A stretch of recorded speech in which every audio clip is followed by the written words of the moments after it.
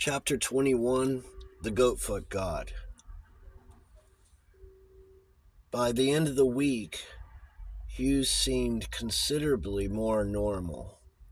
The telephone was in, so in case of an emergency, Mona could get either Mr. Watney, the doctor, or the police, according to which seemed to be indicated, and was no longer at the mercy of Hugh and his alter ego,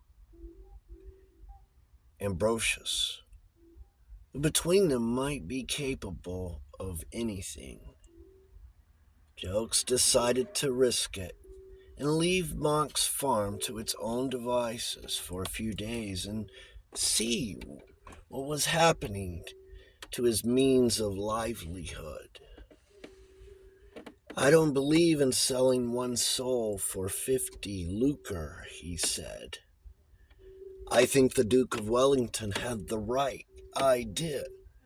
Put all your letters in a drawer and they'll answer themselves given time. But unfortunately, you can't do too much of that sort of thing in business. Folk don't like it. God knows why." So you ran him down into the valley in the car, and he caught the evening bus for London. Having pushed Jokes into his bus and his rush basket after him, Hugh put the big car about and drove up into the hills. He dreaded the first meeting with Mona alone. There was a lot to be thought out. He needed to be clear on his own line of action and very sure of his ability to carry it out. It was going to take a good deal of self-control, he thought, to go just so far and no further, and not slip into anything that would earn him a snub from Mona, which might cause him, in his strung-up state, to lose his temper and have a row with her that would lead to permanent estrangement. Left to his own devices, Hugh would not have risked it, but he knew that Mona did not intend to leave him to his own devices, and he wondered how much she knew about life, and how much she knew about what she was doing, and whether she would be able to steer around the bends ahead. The thing he feared was the loss of his own self-control. It was no longer his trouble that he could not grip life, but that he might accidentally strangle it. He knew that the stubbornness of the weak man, the courage of the coward, the binge of the saint are all notorious. He had always known that he had no stomach for a fight, that he was as weak as ditch water in every relationship of life, and that he sincerely wished to do what was right and was always ready to sacrifice himself for others. And if that isn't the road to sainthood, what is? But now he found himself getting his head down and going at things like a bull at a gate. As for righteousness, he knew the thing his whole being ached for. Life. More life. Fullness of life. The blessing of Pan. Self-sacrifice? That was the last thread by which he hung. For Hugh was soft-hearted, keenly alive to the hurt of others.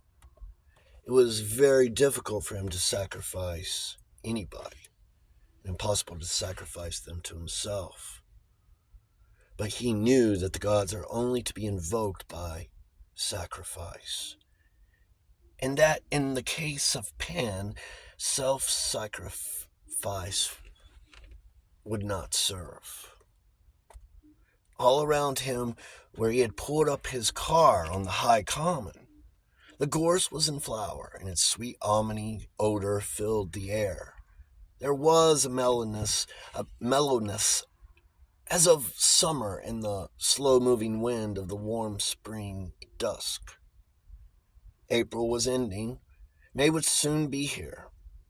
And with the last day of April came the eve of Beltane. According to tradition, as you had gathered from Jelks' books, Beltane was the night of the witches, and if anything were going to happen, it might be expected to happen then. He wondered what form Pan would take if he appeared. Would he come crudely, as a materializing stench of goat, or would he come more softly in the soul? You inclined to the latter view. He had always been interested in the uncanny and had read all the cult thrillers as they appeared. He remembered that the great event was invariably one of two things: a materialization that does not quite come off, or a dream from which everybody wakes up in the last chapter. He suspected that the writers of the thrillers had diligently taken in each other's washing. In fact, one author went so far as definitely to disclaim all practical knowledge of the subject in which he wrote in great detail, and an eye exactly gone to nature, if such a term could be applied to so unnatural a matter, for their data. He, for his part, did not know quite what to expect, and so could not decide whether he should be disappointed that more that was spectacular had not happened, or satisfied that so much had already come about. Looking back over the weeks that had passed since he had started to break out onto the luminous pasty that was his opal, could not deny that things had happened. Ambrosius, for instance, and Mona had come into his life with results that looked as if they were going to prove harrowing. Was all this the fruit of his invocation of Pan? He began to suspect that it was, for, after all, what was an invocation of Pan in the first instance, save a resolution to break out of the opal? He had given permission to his own subconscious to come up to the light. Then he had gone on to invoke the primordial forces of life to declare themselves. Not only did he let loose the Pan within, but he had called upon the great god Pan without. Plenty of people let loose the Pan within. The most appropriate rite for that was alcoholic. He wasn't often called upon in these materialistic days when folk had given up believing in spiritual evil even more thoroughly than they had ceased to believe in spiritual good. But was the great god evil? No, said Hugh aloud. He isn't. I repudiate that. And with that, he started the engine and put the car about once more and returned to Monk's farm and Mona.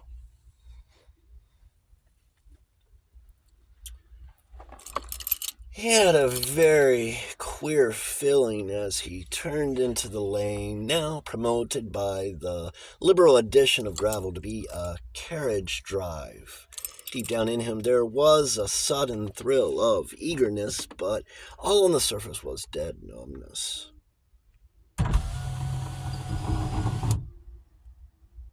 During the days of brooding, that had passed with jokes for apathy. He had made up his mind that to try and make any further advance with Mona Wilton was to lose what he had already got. The side of him that had raised its 7 crowned heads out of the kingdoms of unbalanced force, to quote Jokes' favorite Kabbalists, that old serpent Leviathan. Leviathan. Oh, yes, that old serpent Leviathan that is in each one of us had been thrust back into the place of severest judgments again. What Hugh considered his better self was sitting on the lid, and all was quiet for the moment.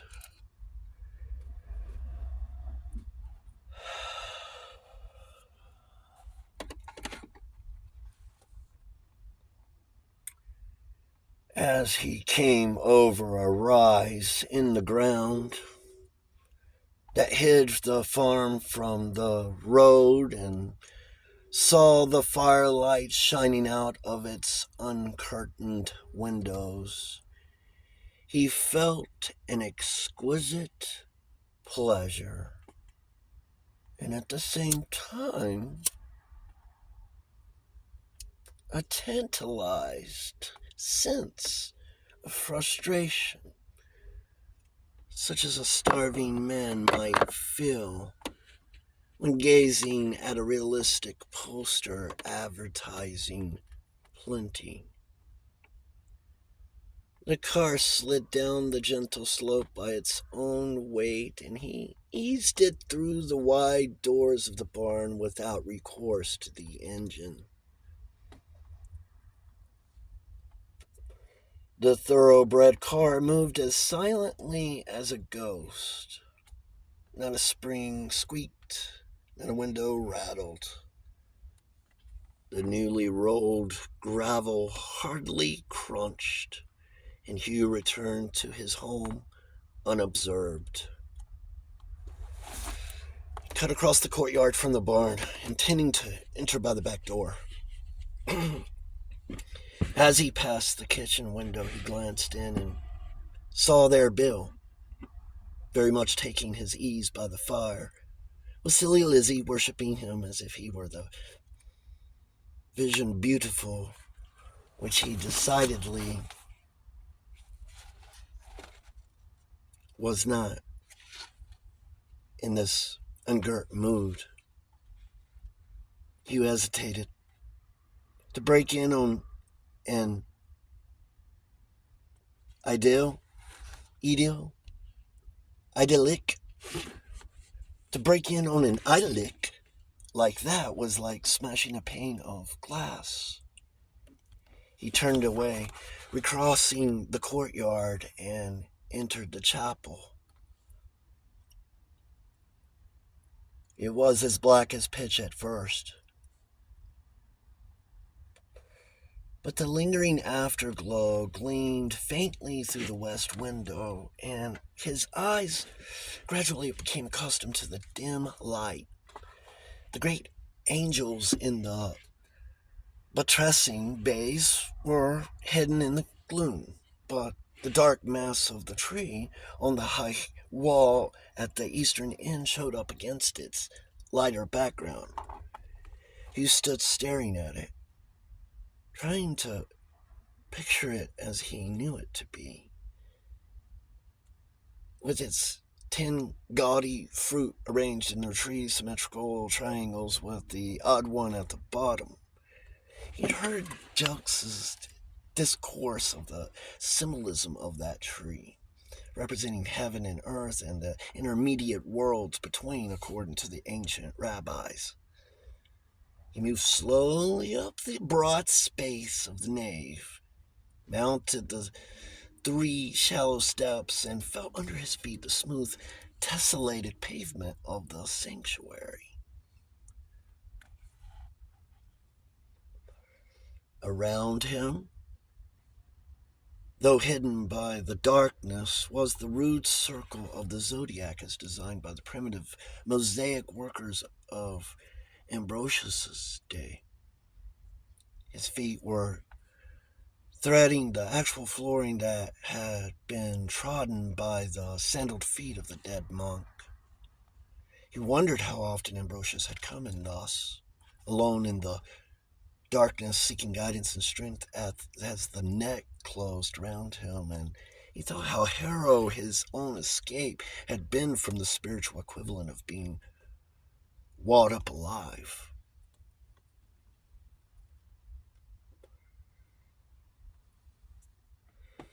Tried to reconstruct in his imagination the cubical altar of the Templars, which, according to their enemies, was the obscene throne of the goat god, but according to themselves merely symbolized the universe.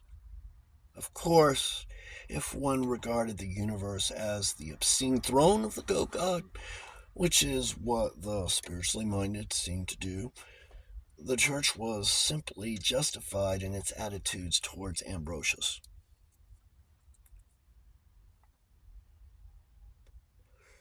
If, on the other hand, one regarded the universe as an altar, Ambrosius was right in his attitude towards the church. It all depended on the viewpoint. If it is true that we are begotten in sin and brought forth in iniquity, unquestionably the world is a good place to get away from. But if, on the other hand, this material universe is the luminous garment of the eternal, as the Gnostics opined,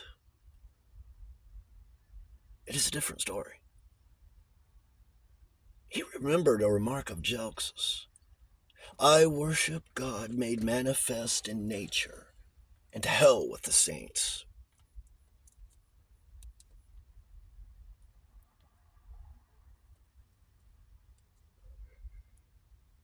He wished to God he had the pluck to send the saints to hell and go his own way, as Ambrosius had done. He wondered what that ruthless rebel would have made of the present circumstances. Of one thing he was certain: he would not have been balked of Mona Wilton by any such small circumstance as her disinclination. He could imagine Ambrosius by sheer willpower dominating anyone who came his way. And as he thought, imagining the mind of Ambrosius, it seemed to him as if something in his own mind opened like a door, and the two minds coincided, and once again, he was Ambrosius. But this time he knew it. There was no closing down of the one consciousness as the other opened. They were intercommunicating for a brief second, but the door closed again as swiftly as it had opened. Hugh, breathless and sweating, staggered slightly as he recovered his balance, but now he understood a good many things he had not understood before. Rapidly, his mind pierced together the various scraps of information that had come his way. The crash onto his back in the upper room at the museum, when he had lost his balance at the changeover from the one mode of consciousness to the other. Mrs. McIntosh's remark: your face altered completely as you entered the door. He wondered whether, had there been a witness to note, his face would have not observed a change during these last few minutes. He felt pretty certain that it had.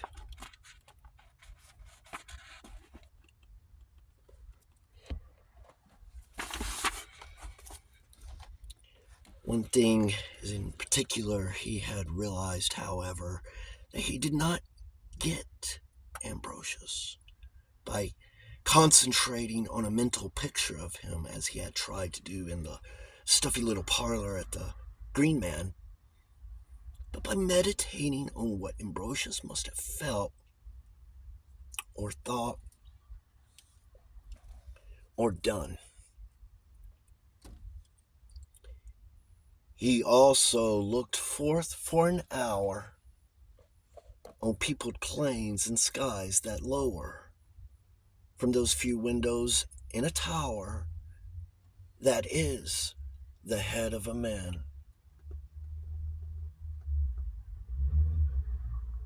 The thing in Hugh that had stirred before under the surface, apathy, turned over in its sleep and chuckled. A key had been found, if he had the nerve to use it. Ambrosius could be invoked at will by simply thinking of him in a particular way, which consisted in identifying oneself with him instead of looking at him. But who shall look from Alfred's hood, or breathe his breath alive? Hugh had a pretty good notion that he was going to look from Ambrosius's hood. Exactly what the consequences would be, he did not know, but suspected that they might be drastic. He might even get himself certified in good earnest if he went on like this. But he did not care. He had an idea that the road to Mona Wilton might lie through Ambrosius's hood. And he didn't care a damn for the consequence. The renegade ecclesiastic had already begun to leave his mark behind him. He turned and left the chapel and made his way round to the south front of the priory, passing silently over the dew-soaked grass. Glancing in at the window as he passed, he saw Mona sitting over the fire, an unlit lamp beside her, her elbows on her knees and her chin in her hands, staring into the flames, deep in thought. An anxious thought, too, to judge by the set of her mouth and the lines on her forehead. The door stood open to the mild spring night, and he entered unheard. It was not till he spoke to her that she realized his presence, and then she leapt to her feet, so startled that she sent her chair over behind her, and he was only just in time to catch this lamp, thanking his stars that it was unlit. "I'm frightfully sorry," he said. "I didn't mean to scare you like that, but what was I to do, as you hadn't heard me come?" "It's very stupid of me," said Mona. "I don't know why I jumped like that. I can't imagine." But he knew perfectly well, and so did she. It was the hawk face and the black cowl she dreaded to see. "This is rather awkward," said Hugh, dropping into his accustomed chair, which engulfed him completely so that he sat on his shoulder blades. "Sit down, Mona. We've got to face up to this. Otherwise, we shall never be able to exist together in the same house. You're not scared of me, are you? No one in God's earth could be scared of me. It is Ambrosius you're scared of." "Yes, and no," said Mona. "I give reflex jumps at the sight of Ambrosius, but I'm not really scared of him." "I should have said you were badly scared of him, Mona." "Yes, perhaps I am. But all the same, I'm not going to chase Ambrosius off. He has got to come through. You know, Hugh? That is what I have been facing up to while you've been away. He has got to come through." Hugh was so delighted at her use of his Christian name instead of the formal Mr. Paston, which was her usual custom, that he very nearly forgot about Ambrosius forthwith, for it did not matter whether he came or not. It was Mona who recalled him. We've got to face up to Ambrosius, Hugh. Both of us. Well, said Hugh, what about him?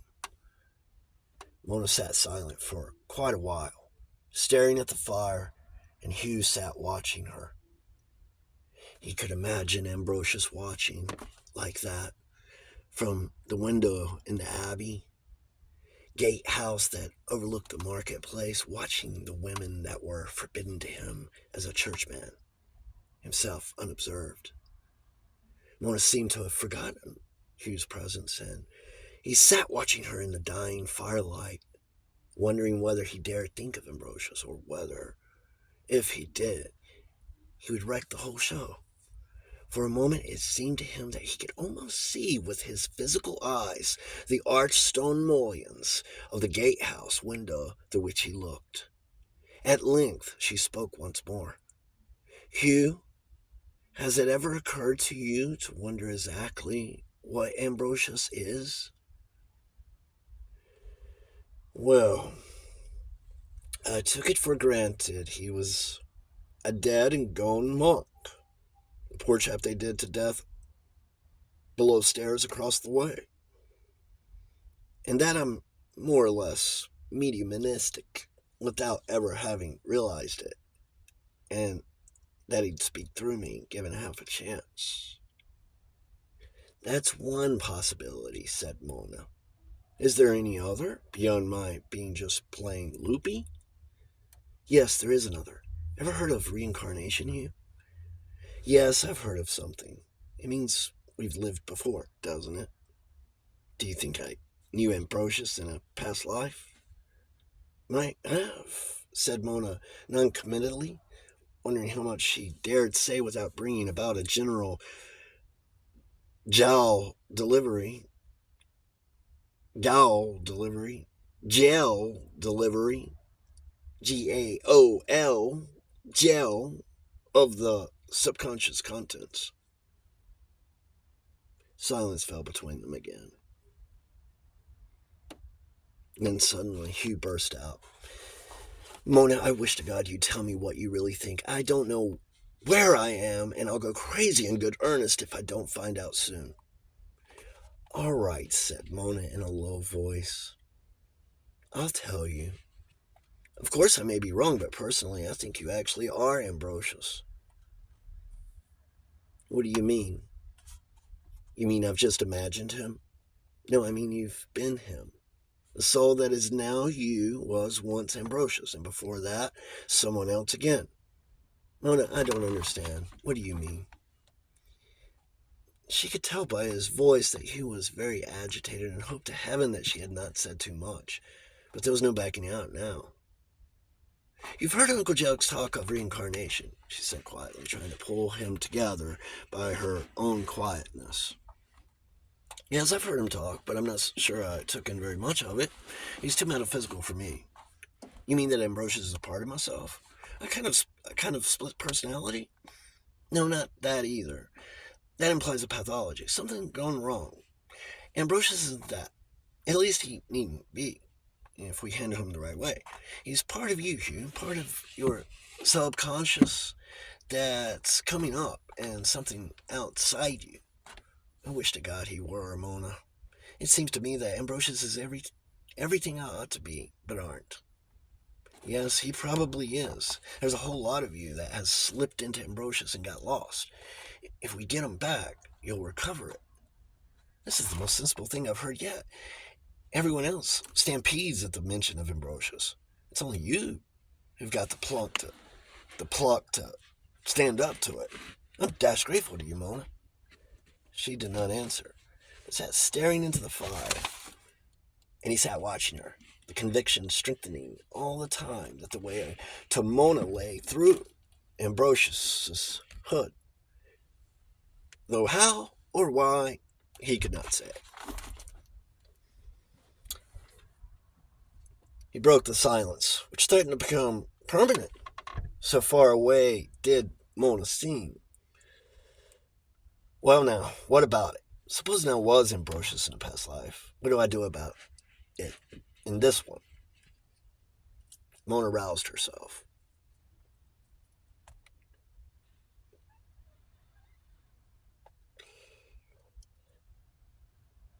That's just what I was puzzling over, she said. So far as I could see, the only thing for you to do is to face up to Ambrosius and then absorb him. Only I don't quite know how it is to be done. I do, though, said Hugh. I have only got to think of myself as him and feel him strongly, and I am him. I've done it several times for brief moments, and I haven't measured my length either on the last 2 or 3 occasions. If you do that, said Mona, Ambrosius will absorb you instead of your absorbing him. I shouldn't object to that, said Hugh. He's a dashed sight better specimen than I am. Would you object, Mona, if that happened? If Ambrosius absorbed me, would it be the end of our friendship?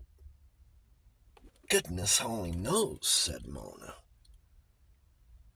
I've no idea. You'll have to chance it. You sat in silence for a time. At length, he spoke. I believe you'd like Ambrosius. A lot better than you like me, Mona. Oddly enough, it's through you I always get into touch with Ambrosius. He missed a lot in life, and so have I.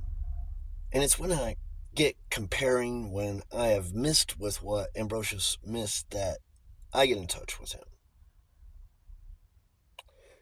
Mona did not offer any comment.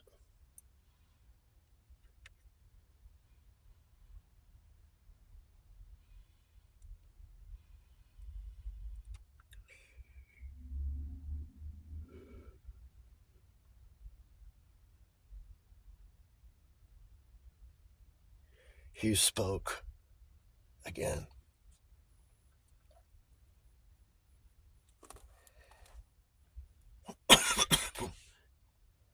If you're game for the experiment, I am. If you and Uncle Jokes, between you, will tackle Ambrosius when he comes along, I'll go and fetch him. Uncle Jokes can't do much in this business, said Mona in a low voice. It is I who have to tackle Ambrosius Hugh. I'm the only person who can do anything with him. Hugh looked at her without speaking. Yes, you're right, he said at length. That is, if it isn't too much to ask of you. Silence fell between them again. After a long pause, while the fire settled upon its ashes and the room got dark, Hugh spoke. Do you know what I shall do, Mona, if things turn out all right, and I'm no longer only half there like I am now, nor clean bughouse like Ambrosius? No. I shall ask if you'll marry me. Now, don't you start getting worried. There's no need for you to go to the trouble of refusing me, for I'm not asking you now. But if things straighten out for me, I shall come and ask you. Rats, said Mona. If things straighten out for you, you won't want to marry me. Well, we'll see about that when the time comes. Anyway, you can't count on a square deal, whatever it may be. And that's going to end part 1 of chapter 21, dealing with 22 pages of chapter 21. So we are half through, and we will begin part 2 shortly.